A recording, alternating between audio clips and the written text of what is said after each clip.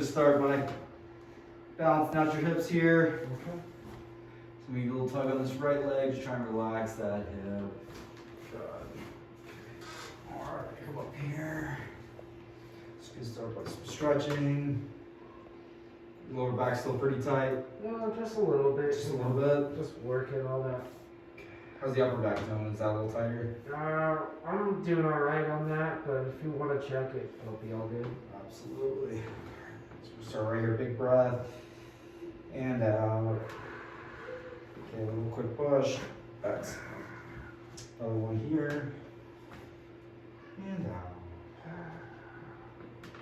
Very good. And right here.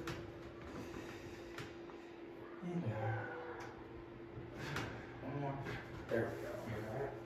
And flip onto your back for me. Okay. Okay.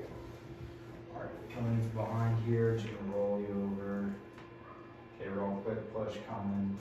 Very good. Right here. Excellent. Okay. Right side down facing me over here. Okay. This top knee's gonna come up. My knee's gonna be pushing this one up. Nice big hug here. And a big breath. And out. Just let the hips fall over towards me as you exhale. I'm gonna be pushing right where my hand is. Excellent. Other side for me.